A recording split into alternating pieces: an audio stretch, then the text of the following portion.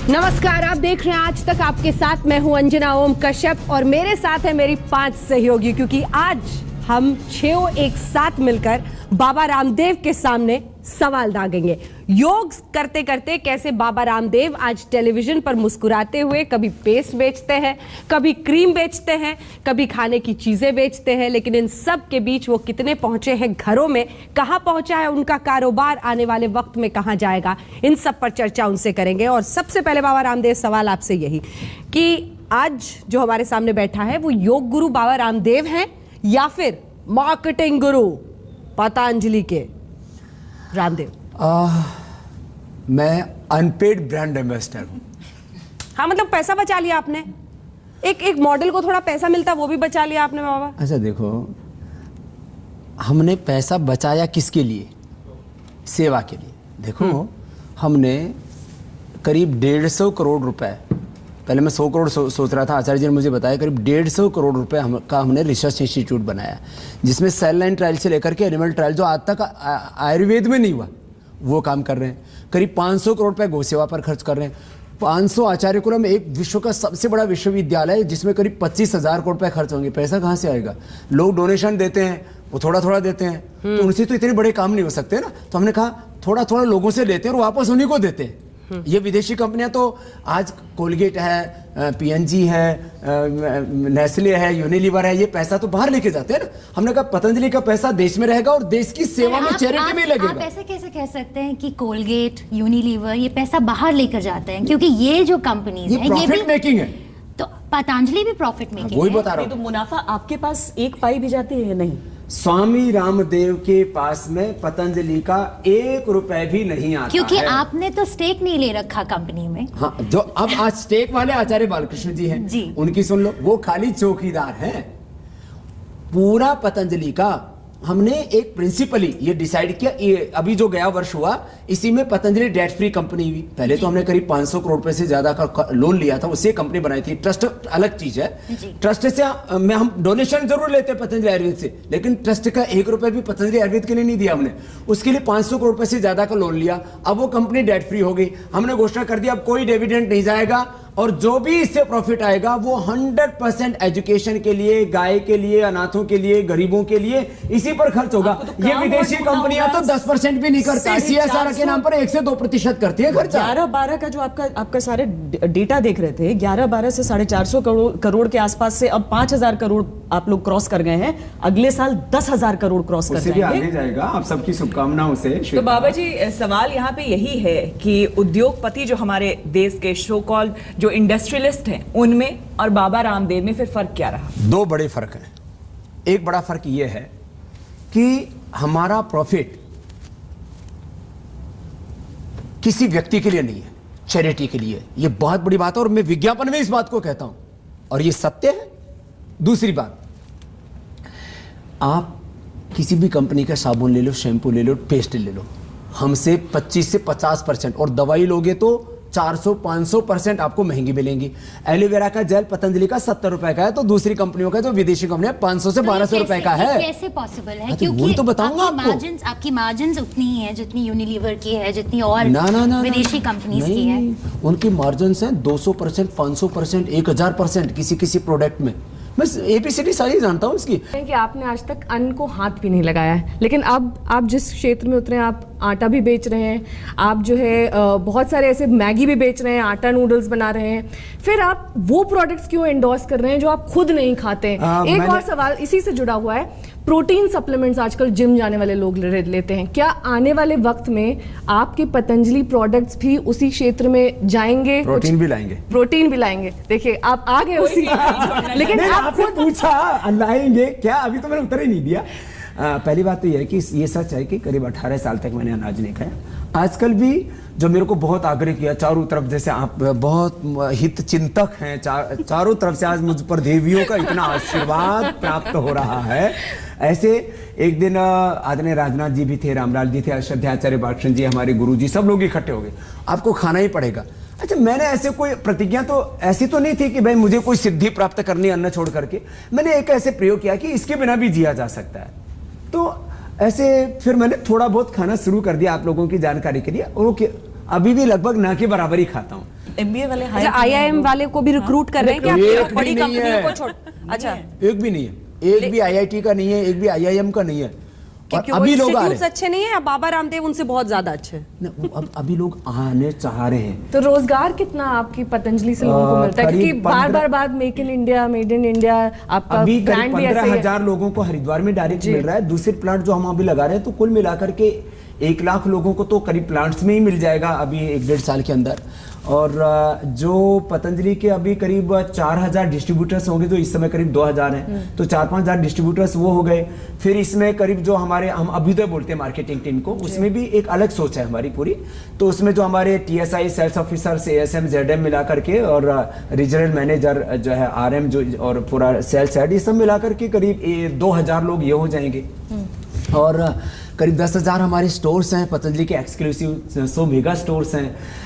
कुल मिलाकर के करीब अभी 1.5 से 2 लाख लोग होंगे, आगे करीब 5 लाख लोगों को डायरेक्ट। और मुझे ऐसा लगता है कि किसानों को, करीब 5 करोड़ किसानों को हम लोग इससे पतंजलि से ठीक है, जोड़ रोजगार पाएंगे। की चूंकि ये आपने बड़ी बात बड़ी की है, बात तो होगी ना एक सवाल- कि एक सवाल सर। और ये इसमें जो है 90% जो हमारे प्रोडक्ट हैं वो एग्रीकल्चर बेस्ड है।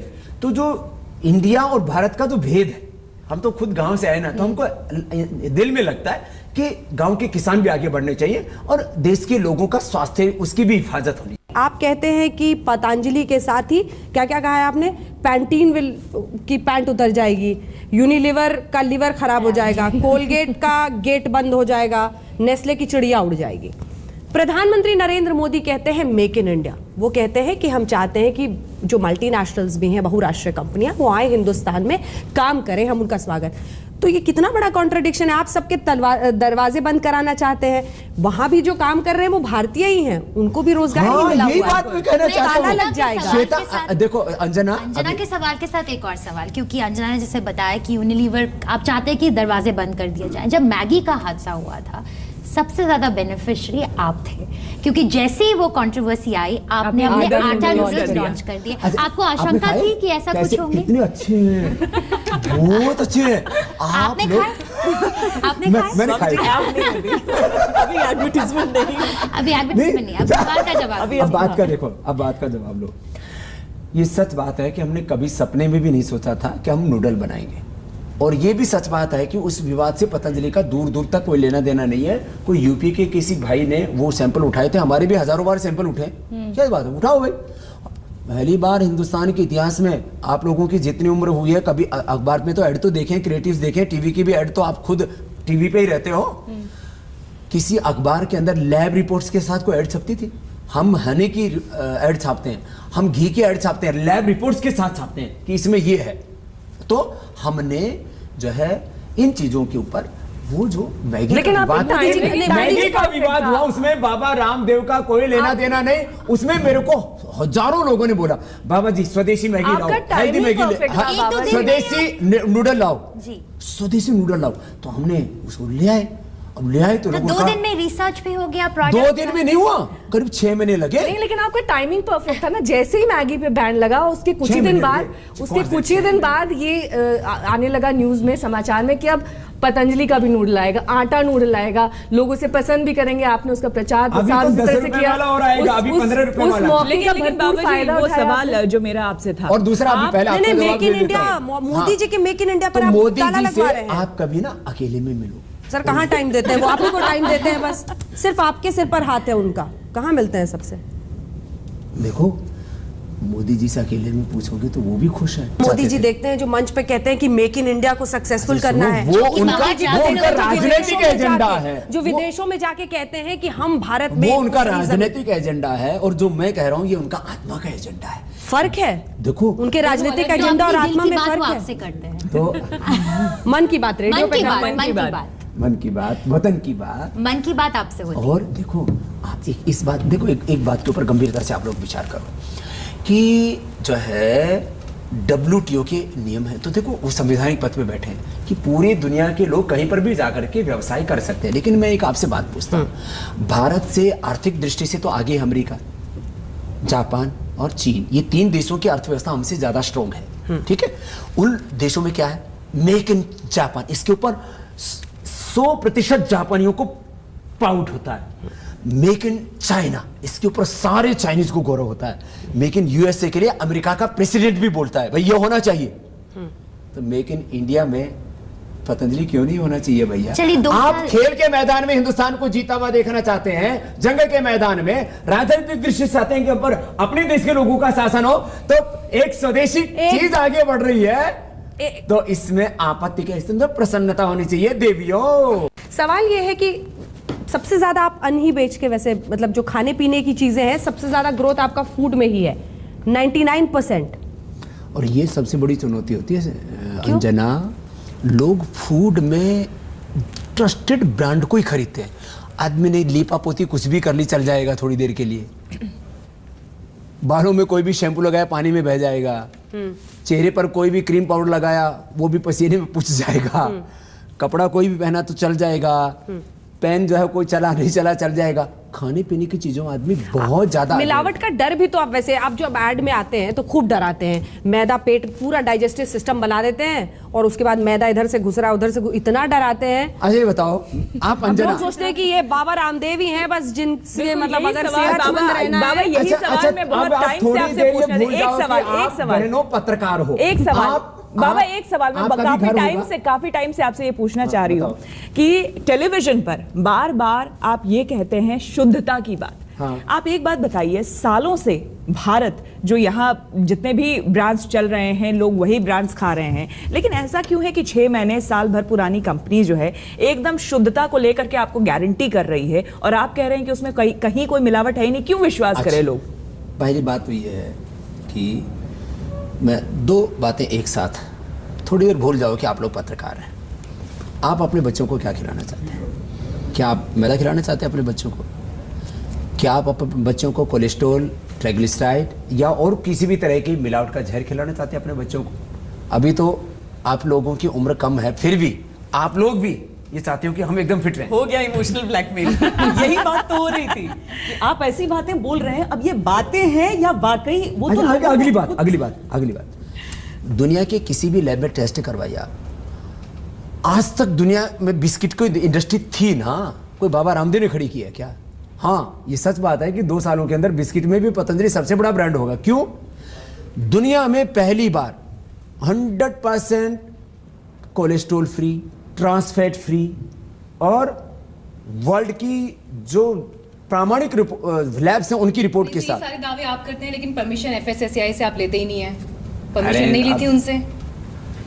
क्या उसके बाद सैंपल्स उठाए गए? अच्छा, जो आप देखिए, जो आपसे सवाल पूछेगा वो कांग्रेस का कैसे हो गया? पत्रकार आप ही ने खुद कहा, पत्रकार देखिए उसका सवाल ये है, आटा नूडल से पहले आपने, सर ये सच है नहीं है, आटा नूडल्स लेने से पहले आपने एफएसएसएआई से परमिशन अच्छा, आपने नियम क्यों नहीं फॉलो किया? आपने परमिशन क्यों नहीं ली? आप दावे खुद किए जा और रहे हैं। सिर्फ एक एजेंसी नहीं है, एक हैसअप सर्टिफाइड होता है जी, हैसअप सर्टिफाइड होता है, ISO 9001 सर्टिफाइड होता है बाबा जी, और आजकल लोग वो सब देख के लेते हैं प्रोडक्ट। जवाब के ऊपर सारे एफएसएसआई के रूल्स को फॉलो करते हैं, घी पर और नूडल की जहां तक बात है।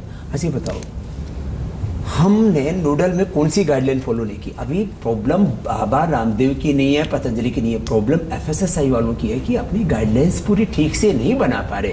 तो मैं आपसे हाथ जोड़ के प्रार्थना करूंगा, इस शो के बाद आप एफएसएसआई वालों की थोड़ी मदद कीजिए, वो अपनी गाइडलाइन बना ले। वो नूडल क्या है, फिर जो है उसमें भी फिर कई कैटेगरी हैं, पास्ता क्या है, सेवैया क्या है, इस चीज़ को अभी वो तय नहीं कर पा रहे। तो प्रॉब्लम पतंजलि की नहीं है, वो कोर्ट को जवाब नहीं दे पा रहे। है कि जिस पैमाने पर आप देखो मैं एक बात कहता जा रहे हैं, हम वहां पर क्वालिटी कंट्रोल बहुत बड़ा चैलेंज हो जाएगा। हमारे लिए सबसे बड़ा चैलेंज है, देखो 10,000 करोड़ टर्नओवर। हाँ देखो, आपने जो बात कही ना अंजना कि फूड का जो है ये इतना ज्यादा क्यों है? आप चाहे हमारा बिस्किट देखो, चाहे हमारा जो है आप ये देखो शहद देखो, शहद का टर्नओवर इस बार का हमारा 233 करोड़ रुपए का है, जो है घी का 1,308 करोड़ रुपए का है, सरसों के तेल का 137 करोड़ रुपए का। मीन्स सरसों के तेल में कोई एक बूंद मस्टर्ड ऑयल के अलावा दूसरे तेल की नहीं हो सकती, जैसे उसमें पाम ऑयल मिला देते हैं और दूसरे पाम ऑयल 40 रुपए का आता है, सरसों आती है 45 रुपए किलो की, उसमें 30% तेल निकलता है जो कच्ची घाने से निकालते हैं। तो सरसों के तेल से लेकर के किसी भी चीज़ में प्योरिटी, और उसके लिए हम इतने ज़्यादा कॉन्शियस होते हैं कि उसके ऊपर हमने अलग से टीमें लगा रखी हैं। लैब में जो टेस्ट होता है वो तो अलग है, फिजिकली अलग चीज़ों को टेस्ट करते हैं, बनने के पहले अलग टेस्ट करते हैं, बनने के बाद में अलग टेस्ट करते हैं। हमारे दुश्मनों की कमी है क्या? आप देखो कितने एक तो एमएनसी जो बहुत बड़े बड़े उनके हाथ हैं, दूसरे राजनीतिक मित्र अलग हैं, तीसरे सोशल एक्टिविस्ट अलग हैं, और पर प्रधानमंत्री आपसे मन की बात करते हैं, आप नहीं कहा। नहीं, देखो प्रधानमंत्री जी का इस पतंजलि को आगे बढ़ाने, देखो उन्होंने कोई असहयोग भी नहीं किया इस पूरे काम में, कोई सहयोग भी नहीं किया। सत्ता का काम है किसी के हाथ बांधो मत। बिल्कुल। पहले सत्ता ने हमारे साथ ये भी किया, हमारे हाथों में हथकड़ियां, पैरों में बेड़ियां डाल दी, हमारे जुबान पर भी ताले लगाने की कोशिश की, तो भी पतंजलि आगे बढ़ा। पहले 100 की स्पीड से बढ़ रहा है ना, 12 में, 2012, 13 में, फिर 14, 15 में 100 की स्पीड से आगे बढ़ ही रहा था ना। किसी की सत्ता थी तब, उस समय क्या सोनिया गांधी जी ने हमको बढ़ाया? हाँ, मोदी जी से ज्यादा कांग्रेस ने हमारे इस ब्रांड को ट्रस्टेड करने में बहुत हमारी हेल्प की। आपने अभी रिसेंटली कहा कि जो भारत माता नहीं बोलेगा, भारत माता की जय नहीं बोलेगा, उसका गला काट दिया जाएगा।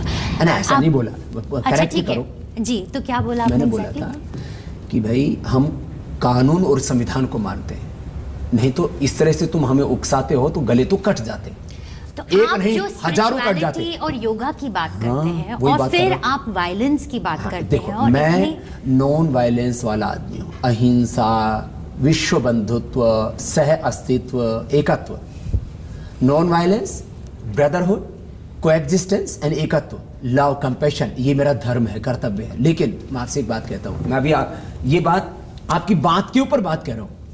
मैं हिंदू परिवार में पैदा हुआ, वेद मेरा धर्म ग्रंथ है, योग मेरा कर्म है, और मैं एक जैसे कहते हैं ना कट्टर हिंदू हूं, वैदिक धर्मी, सनातन धर्मी हूं। लेकिन मैं ये कभी नहीं कहता ना कि मेरे गले पर छुरी रख दो, मैं इस्लाम कबूल नहीं करूंगा, ईसाईयत कबूल नहीं करूंगा, मैं कुरान नहीं मुंह भी नहीं देख, मैं आंख से भी नहीं देखना चाहता, बाइबल को आंख से नहीं देखना चाहता, मैं नहीं पसंद करता ईसा मसीह को और मोहम्मद को, मेरा गला काट दो, ऐसा मैं बोलूं तो अच्छा लगेगा?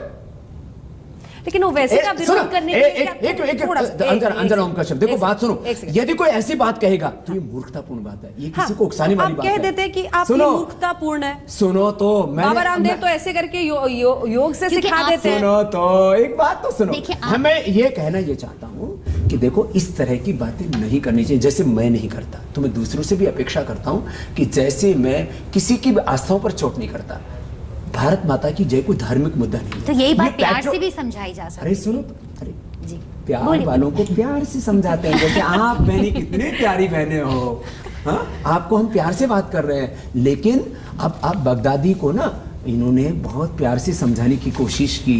हमारे आदरणीय बड़े भाई श्री श्री रविशंकर जी ने उनको कहा कि आप ये वायलेंस छोड़िए और आप जो है लव, कंपैशन इसको अडॉप्ट कीजिए। तो उन्होंने श्री श्री जी का शीश काट के उनको भेज दिया, बोले बाबा चुप हो जा, नहीं तो तेरा भी शीश ऐसे ही काट दूंगा। तो भगवान राम जी ने रावण से प्यार से बात क्यों नहीं की थी? वो तो भगवान जी थे, उन्होंने रावण वध क्यों किया? भगवान कृष्ण ने तो शीश काटा था, मैंने तो काटने की बात की तो थी। नहीं काटेंगे ना किसी मैं का? किसी का नहीं काटूंगा। नहीं काटेंगे ना, मैंने खाली बस इतना कह दीजिए काटने मैं वाले की किसी का मंशा नहीं नहीं थी, काटने बस वाला, थोड़ा सा कोई धमका काटने की देता हूं। मंशा भी बाबा नहीं। हूं, कभी कभी पुराना मेरा अंदाज है, उसमें कभी कभी गुस्से में आ जाता हूं, धौल जमा देता हूं। काटने का कोई इरादा नहीं है। और मैं तो बोलता हूँ हमारे पूर्वज अलग हो सकते, मजहब अलग हो सकते हैं, हमारे पूर्वज देखे, हमारे अंदर एक ही खून है। मैंने कहा ऐसी गलत बात नहीं करनी। ठीक है रामदेव, आगे अगर कोई डायरेक्टर फिल्म बनाए तो बहुत लोगों का ये सवाल है कि आपके हिसाब से कौन से वो एक्टर है जो बाबा रामदेव का रोल प्ले कर सकता है? इस बारे में तो सोचा ही नहीं। थोड़ा सोच लीजिए। 10, 9 टेलीविजन पर ना टाइम की बहुत कमी होती है। चलिए एक सवाल मेरा ये है कोई कि आपने खान- कहा कि हिंदुत्व कोई खान आपके कर अंदर सकता बहुत है? भरा हुआ है और आप पूरा ओत प्रोत है देशभक्ति से। बहुत सारे ऐसे लोग होंगे इस देश में जो आपका प्रोडक्ट इस्तेमाल करते हैं जिनके अंदर देशभक्ति नहीं, भारत माता की जय नहीं बोलते, गोमांस पकाने के लिए आपके घी का इस्तेमाल करते होंगे, उनसे भी आपको आपत्ति है? देखो तुमने बहुत एक सवाल में कई सवाल दाग दिए, इसीलिए तो कहते हैं अच्छा माताओं, सवाल। हाँ, माताओं में बहुत ज़्यादा प्रतिभा होती है। आपको प्रणाम है। और अगली बात यह है कि जैसे मैं पैदा हो गया हिंदू परिवार में, इसमें मेरा क्या दोष, भगवान ने पैदा कर दिया मुझे। और मैं जो मतलब हमारी वेदों की परंपरा में जो हमारे ऋषियों ने जो सिद्धांत बनाए मैं उनको फॉलो करता हूँ।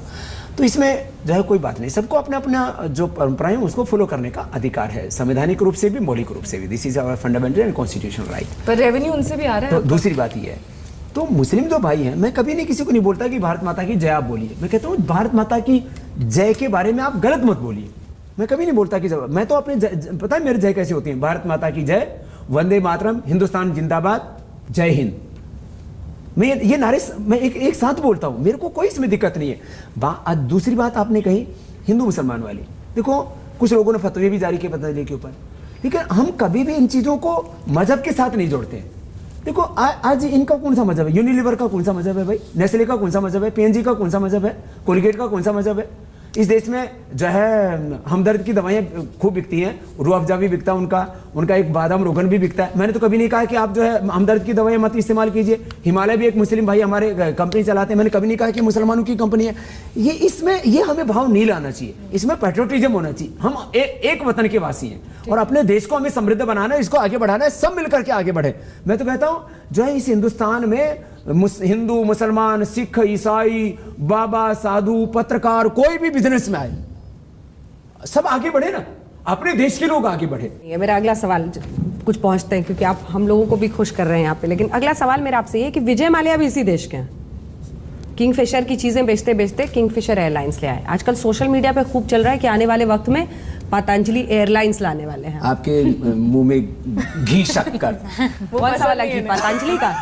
पतंजलि का गाय का देसी और चीनी तो आप मना करते हैं टीवी पे खाने से। शक्कर वो देते हैं ना, वो बिना केमिकल वाली, वो है ना, जैगरी। हाँ बहुत अच्छा है। हाँ जो है ब्राउन शुगर बोलते हैं, वैसे ब्राउन शुगर दूसरा होता है, वो वाला नहीं। तो शराब पीने वाले तो बर्बाद होते हुए पूरे देश ने देखे, शराब बनाने वाले भी बर्बाद होते हैं। उसका लाइव एग्जांपल है विजय माल्या। इसलिए ना शराब पियो ना शराब पिलाओ, क्योंकि जो आप करते हैं, मैंने एक बार बोला था, आज से करीब 10 साल पहले की घटना है, तब भी आप लोगों के टेलीविजन से मेरी बहुत हेडलाइन बनाई थी। मैंने इतना ही बोला था कि शराब के व्यापारी ये कारोबार नहीं कर रहे, मौत के सौदागर है। उस समय नीतीश जी ने बिहार में बंद किया, पूरे देश में होना चाहिए क्या? हाँ, नीतीश जी ने बहुत अच्छा काम किया। आज पूरे देश में होना चाहिए। आज मैंने बोला तो लोगों का, अरे बाबा जी नीतीश की बड़ाई करे, अरे ऐसा काम कर रहे हैं तो बड़ाई क्यों ना करे। और दूसरी बात सुनो, तो नीतीश जब आप मोदी जी से अगली बार अकेले मिलो तो कहना, तो अच्छा काम वाले की तो सबको बड़ाई करनी चाहिए। मैं तो कहता हूँ इस बारे में मैं एकदम साफ हूं। देखो जो भी अच्छा काम कर रहे हैं, चाहे पॉलिटिकल फील्ड में है, चाहे मीडिया में है, चाहे सोशल फील्ड में है, केजरीवाल जी भी अच्छा काम करेंगे, मैं उसकी बड़ाई करूंगा। कितनी संपत्ति है आपके पास? मेरे पास 0 संपत्ति है। बाबा रामदेव के नाम से कोई अकाउंट नहीं है, 1 रुपया बैंक बैलेंस नहीं है। ये तो कांग्रेस के मंत्री ने संसद में बयान दिया जब सैकड़ों प्रकार की जांचें कर, क्या चाहिए बाबा को और क्या नहीं दिया इस देश ने मुझको। मैं एक गरीब परिवार में अनपढ़ माँ बाप के घर में पैदा हुआ, इस देश ने मुझे इतनी ऊंचाई दी, इतना प्यार दिया है, और आज जो मैं कहता हूं उसको देश मानता है। ये क्या छोटी बात है? आज ये तमाम ब्रांड एम्बेसडर की बैंड बज रही है, जो पेड ब्रांड एम्बेसडर हैं, आज बाबा की बात को लोग क्यों सुनते हैं? तो ये मुझ पर इतना भरोसा है, ये मेरी बहुत बड़ी संपत्ति है। स्वामी जी आगे जाके हम आपको राजनीति में देखेंगे। दिक्कत क्या है? मतलब अगर कोई कंपनी किसी को हायर कर, आपने भी तो एक वक्त पे बिस्कुट बेचने के लिए हेमा मालिनी जी ने 1 रुपया नहीं लिया है मेरी बहन। हेमा मालिनी का ऐड तो अभी भी चलता है। हाँ, हेमा मालिनी ने 1 रुपया नहीं लिया है। हर कोई बाबा रामदेव नहीं है ना सर कि आपके लिए आके कोई फ्री में कर देता है। हर कोई हेमा मालिनी जी किसी और के लिए फ्री में करेंगी? ये बताइए। तो क्या दूसरे चैरिटी करते हैं? बाबा रामदेव जो भी प्रॉफिट आता है कहता है 100% चैरिटी के लिए। अब मैं एक नई लाइन खींच रहा हूं कि आपको हिंदुस्तान में रहना है तो वर्ल्ड क्लास क्वालिटी देनी पड़ेगी, लो प्राइस पे देना पड़ेगा और प्रॉफिट से चैरिटी भी करनी पड़ेगी। 100 नहीं तो 10, 20, 50 कुछ तो करो मेरे बाबा। ये बिजनेस मॉडल तो कहीं नहीं है दुनिया में। तो ये तो बिजनेस मॉडल खड़ा किया हमने, और अभी तो ये 5-10 हजार करोड़ की बात है। आगे जब ये 25-50 हजार करोड़ होगा तब क्या पूछोगी?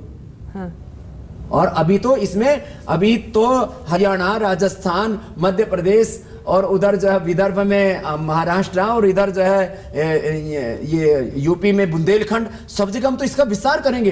अभी 5 यूनिट, बाद में छोटी छोटी करके 50 सैकड़ों यूनिट लगाएंगे। स्वदेशी का जो सपना था हमारे महापुरुषों का, महात्मा गांधी का, चंद्रशेखर, राजगुरु, सुखदेव, मेरा हो तन स्वदेशी, मेरा हो मन स्वदेशी, मर जाऊं तो भी मेरा होवे कफन स्वदेशी। है बाबा रामदेव का गीत नहीं, रामप्रसाद बिस्मिल का है। इसको भगत सिंह गाते थे और महात्मा गांधी स्वदेशी को लेकर के आगे बढ़े। तब क्या थे? उनको राष्ट्रपिता बोलते थे। मैं राष्ट्रपुत्र तो हूं, चलिए ठीक है, इसी के साथ इस कार्यक्रम का हमें अंत करना पड़ेगा बाबा रामदेव के ही अंदाज में। लेकिन 3 वादे ये करके जा रहे हैं कि अगली बार जब मोदी जी से अकेले मिलेंगे तो नीतीश जी की शराबबंदी का वहां पर उसकी प्रशंसा भी करेंगे और मांग करेंगे कि पूरे देश में हो। विजय माल्या के बारे में भी सरकार सख्त कदम उठाए, ऐसा भी कुछ वो कहेंगे। और इसी के साथ काले धन का मुद्दा जो कई दिनों से वो भूल चुके हैं, वो शायद फिर से याद दिला दें। बहुत बहुत शुक्रिया, देखते रहिए।